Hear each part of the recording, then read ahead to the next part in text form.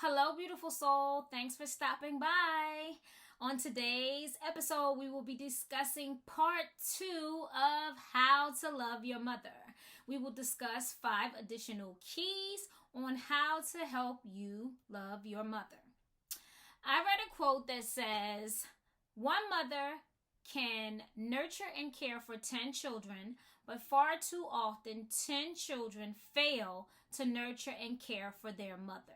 And this quote saddens me because our mothers spend all of their time and energy and attention loving and nurturing us from birth, and we oftentimes as adults get so busy with our lives, our dreams, our goals, and our responsibilities that we don't carve out the necessary time to love our mothers tenderly.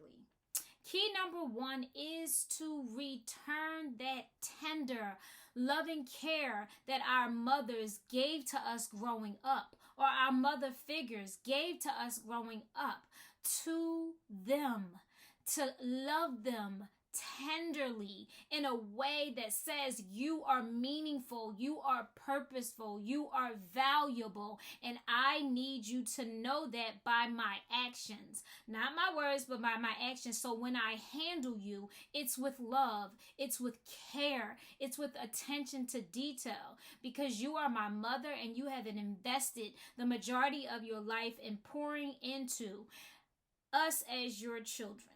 So key number 1 is love your mother tenderly in the same or a similar way in which she did for you at a young, ripe age until now. God says in His Word that He loves a cheerful giver. So what better way than to implement key number 2 and 3 to love your mother cheerfully and generously?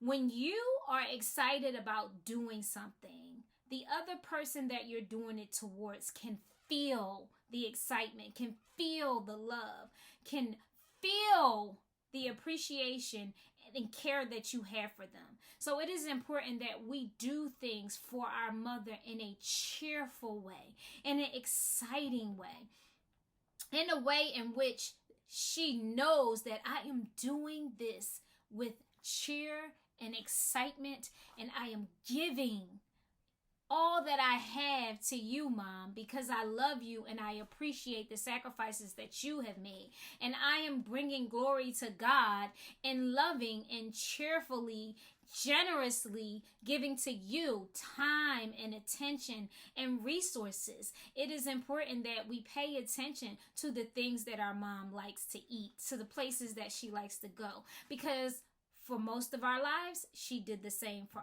us. So it's okay to take your mom to her favorite restaurant. It's okay to be generous with your finances and take your mother on vacation. It's okay to go food shopping and drop the stuff off at her house, knowing that you're going to sit down and enjoy a meal with your mother.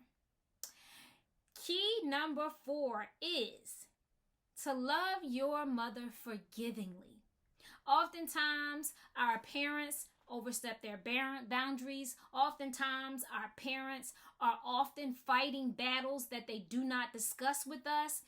Just like we're all fighting battles, our parents are not exempt. Our mother is not exempt from trauma. Our mother is not exempt from fears. Our mother is not exempt from insecurities. So when any of those things causes her to act in a way that harms us intentionally or unintentionally, it's not for us to hold a grudge. It's not for us to retaliate. It's for us to go to God and surrender our thoughts and our feelings and our emotions over to God, to surrender that pain over to God and to forgive, because the same way in which we forgive others, God is going to forgive us. So if we're holding on to unforgiveness, God is not going to forgive us. He says it in His Word. Forgiveness is not for the other person. Forgiveness is for you as an individual. Forgiveness says, I release all debt that this person I may feel that this person owes me. I am not keeping score. I am not trying to retaliate, and I am not holding them accountable for making it up to me, for paying me back, or for overcompensating for where they dropped the ball. Forgiveness says, I'm not keeping score. I wipe the slate clean. I know that I have to let this go so that my heart is pure and my intentions are pure, and that I don't have ill will or intention towards you. So, towards your mother, you need to extend forgiveness. Whatever it was, whatever it is, whatever will possibly come, have a heart of forgiveness towards your mother. And key number 5 is honor your mother. God says in his word to honor your mother and father so that your days on this earth will be long and prosperous. So we honor our mother not because of what she's done over the years. We honor our mother for the position that she holds that was given to her by God. You only get one mom. There's only one position of biological mom.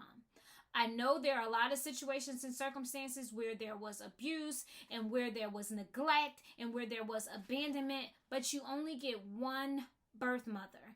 And that mother should be held in a position of honor because God says to honor her because he chose her to be your mother. So because she was, is, or will be, there is you. So you are an extension of her. Embrace and honor her for the beautiful vessel that she is, who gave you life and brought you forth up until this point. I hope that something was said or done that causes you to be challenged in your thinking, challenged in your behavior, challenged in your perspective. Move forward in life knowing that your mother is a gift to be honored, a gift to be cherished, a gift to be appreciated and celebrated. It is an amazing thing to have an intimate, healthy relationship with your mother. And you, and only you, are in control of how you love her. You can't control anything outside of yourself. So why not start with you? Take the time to evaluate your relationship with your mother. Watch video number 1 and this video part 2, and just make a plan on how you're going to move forward in your relationship with your mother to ensure that you are honoring her and that you're honoring her in the position that God has given her, and that you're honoring God in your words, actions, and deeds. I love you guys. Be blessed and be well.